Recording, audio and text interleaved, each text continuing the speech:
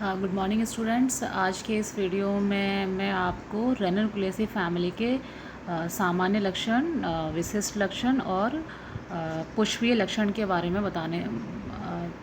बताऊंगी।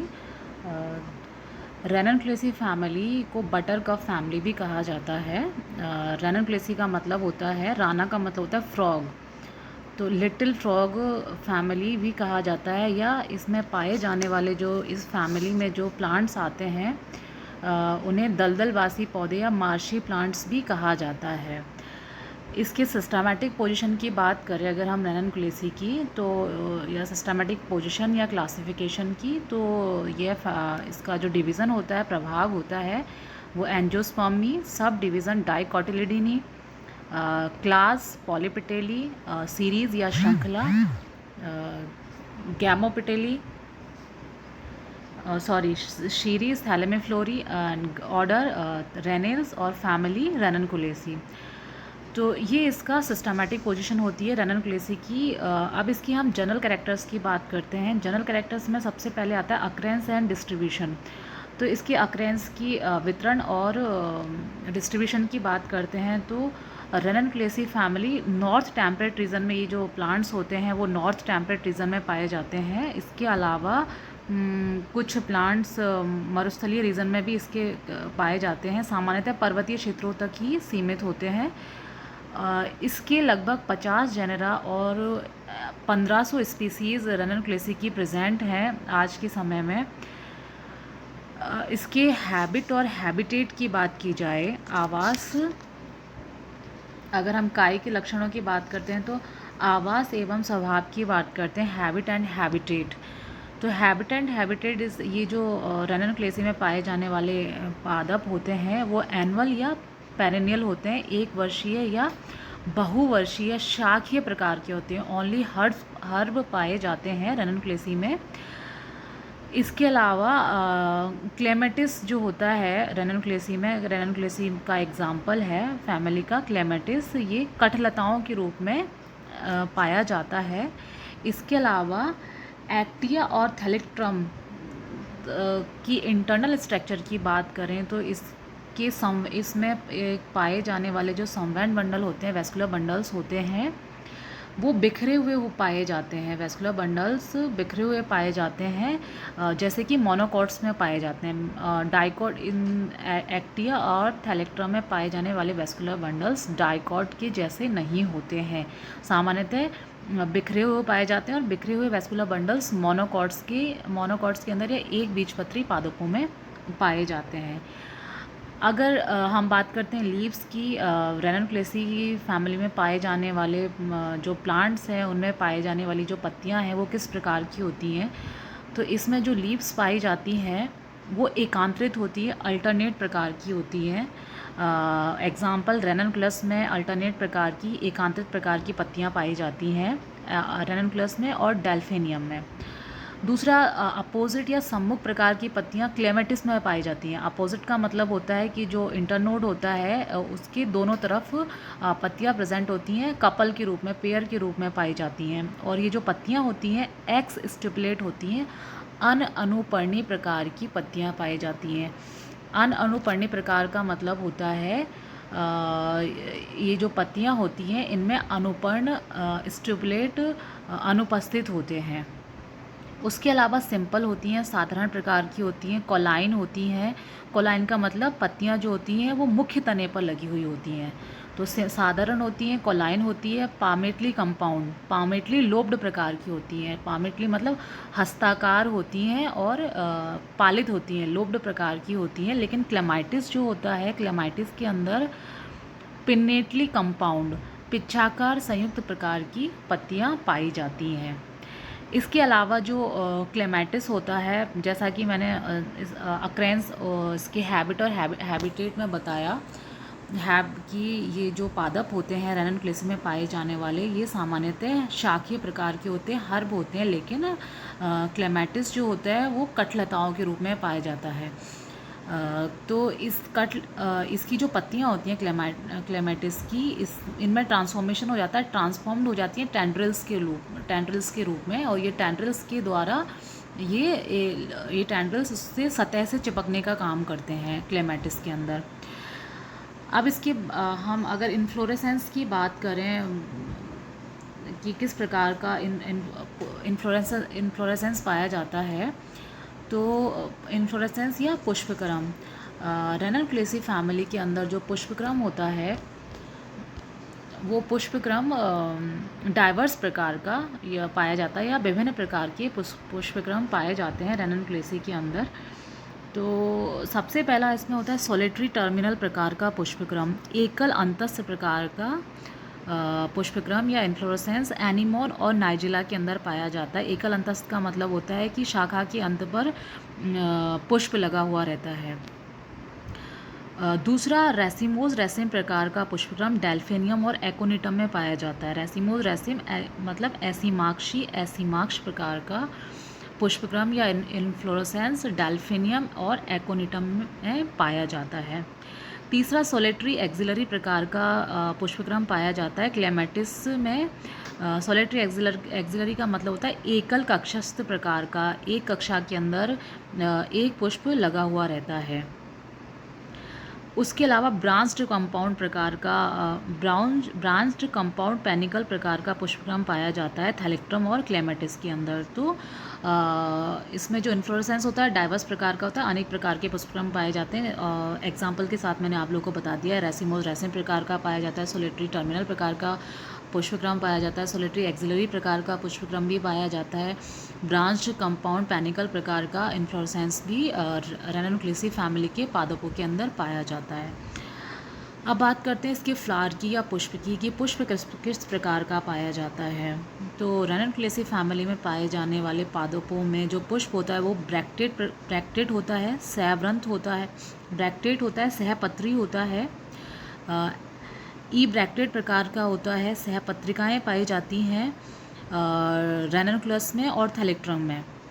इसके अलावा रेगुलर होता है, सामान्य प्रकार का होता है, पेडिसलेट होता है, सैवरंत पुष्प पाए जाते हैं, बायसेक्सुअल होता है, द्विलिंगी पुष्प होता है। उसके अलावा इसमें जो सम्मिति पाई जाती है फ्लावर के अंदर, तो त्रिज्या सम्मित पाया जाता है डेल्फिनियम में। एक्टिनोमॉर्फिक प्रकार के पुष्प पाए जाते हैं डेल्फिनियम के अंदर। उसके अलावा जाइगोमॉर्फिक प्रकार के पुष्प भी रेननक्लेसी फैमिली के पादपों में पाए जाते हैं। जाइगोमॉर्फिक का मतलब होता है एक व्यास सम्मित प्रकार के पुष्प भी रेननक्लेसी में पाए जाते हैं। उसके अलावा जो पुष्प होता है वो हाइपोगाइनस प्रकार का पुष्प पाया जाता है। हाइपोगाइनस का मतलब होता है अधोजायांगी।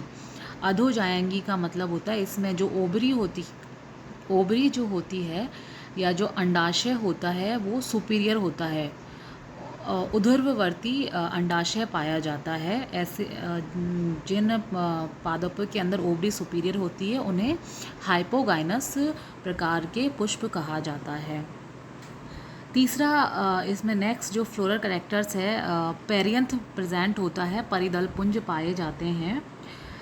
परिदल पुंज सामान्यतः रेननक्लेसी फैमिली के अंदर पेटलॉइड प्रकार के होते हैं, मतलब दलहाप प्रकार के पुष्पक्रम पाए जाते हैं। पेरियंथ का मतलब होता है दलपुंज और बाह्य दलपुंज का विभेदन नहीं पाया जाता, डिफरेंस नहीं होता है। कैलिक्स और कोरोला के अंदर डिफरेंस नहीं पाया जाता, वो एक चक्र के रूप में पाए जाते हैं और उन दोनों को मिलाकर कंबाइंड रूप से कैलिक्स और कोरोला को पेरियंथ कहा जाता है, परिदल पुंज कहा जाता है। पेटलॉइड प्रकार के परिदल पुंज पाए जाते हैं रेननक्लस के अंदर।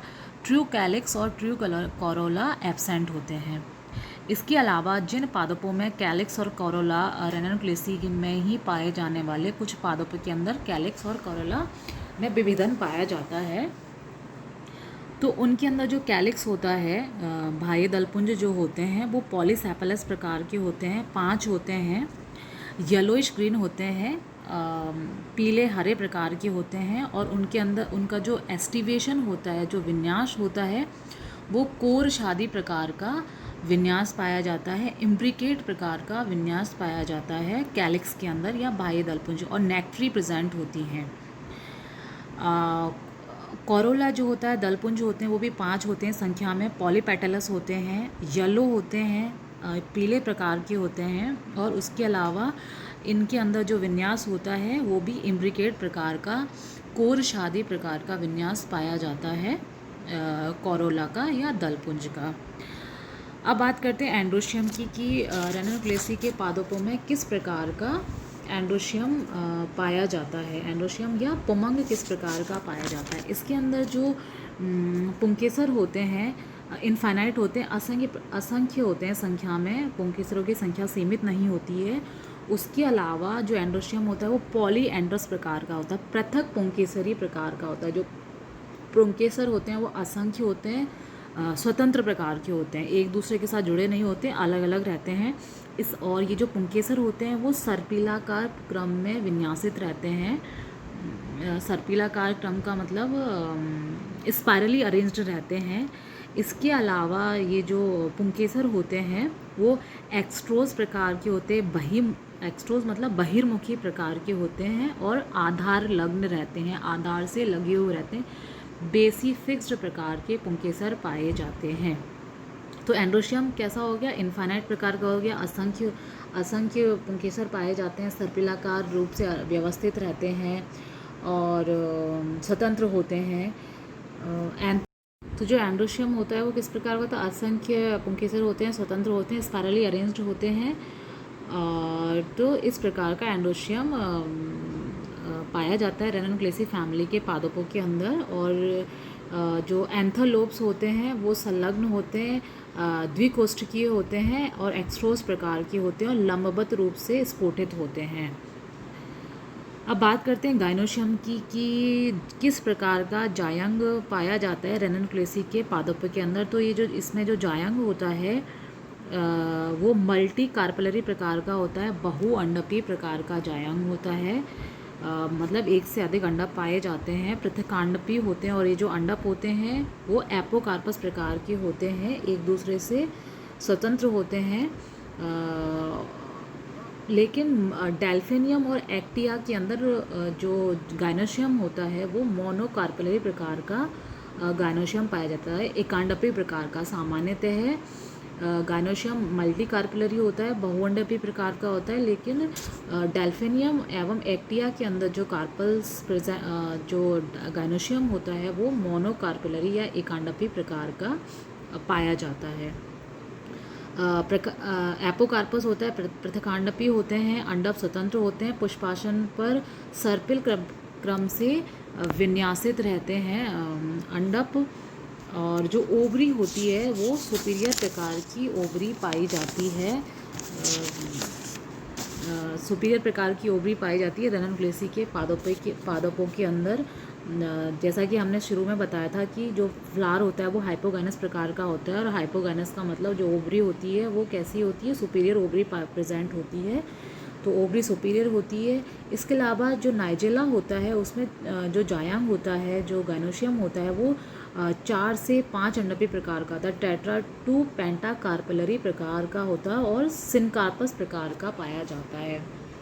अभी हमने बताया कि रेननक्लेसी में कैसा जो गाइनोशियम होता है, मल्टी कार्पलरी होता है और एपोकार्पस प्रकार का गाइनोशियम पाया जाता है। लेकिन नाइजेला के अंदर जो गाइनोशियम होता है, जो जायंग होता है, वो टेट्रा टू पेंटाकार्पलरी प्रकार का होता है, 4 से 5 अंडपी प्रकार का होता है। और एपोकार्पस की जगह ये इसमें जो जायंग होता है वो सिनकार्पस संयुक्तांडपी प्रकार का गाइनोशियम पाया जाता है नाइजेला के अंदर।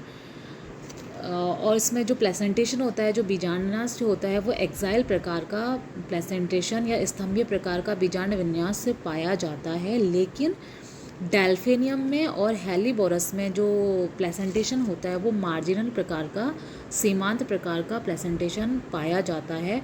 और रेननक्लेस में बेसल प्रकार का प्लेसेंटेशन पाया जाता है और अंडाशय सुपीरियर प्रकार का होता है। इसमें जो फ्रूट होता है रेननक्लेसी के अंदर, फल व बीज की बात करते हैं, फ्रूट एवं सीड, तो इसका जो फ्रूट होता है वो सरल प्रकार का होता है, सिंपल होता है, ड्राई होता है और संपुटिकावत होता है। और फॉलिकल जैसे फ्रूट्स पाए जाते हैं डेल्फिनियम में, और फॉलिकलों का पुंज फल जैसे फ्रूट पाए जाते हैं रेननक्लेस के अंदर, एनीमोन के अंदर, क्लेमेटिस के अंदर। और इसके अलावा इसमें जो भ्रूणपोष होता है वो छोटा होता, बीज में भ्रूणपोष पाया जाता है और जो भ्रूण होता है वो छोटा होता है, एम्ब्रियो छोटा स्मॉल एम्ब्रियो पाया जाता है। पॉलिनेशन की बात करें, परागण, तो रननक्लेसी कुल के जो पादप होते हैं या रननक्लेसी फैमिली जो होती है वो सबसे प्रिमिटिव फैमिली मानी जाती है, सबसे आद्य प्रकार की का कुल है रननक्लेसी क्लासिफिकेशन के अंदर। तो इसमें आद्य प्रकार का ही परागण पाया जाता है, कीट परागण पाया जाता है रननक्लेसी के पादपों के अंदर, या एंटोमोफिली प्रकार का पॉलिनेशन शो करते हैं रननक्लेसी के पादप। इसके अलावा जो थैलेक्ट्रम होता है, थैलेक्ट्रम माइनस में एनिमोफिली प्रकार का पॉलिनेशन पाया जाता है, वायु परागण भी देखने को मिलता है थैलेक्ट्रम माइनस के अंदर। तो ये रननक्लेसी फैमिली के सामान्य और पुष्पीय लक्षण कंप्लीट होते हैं।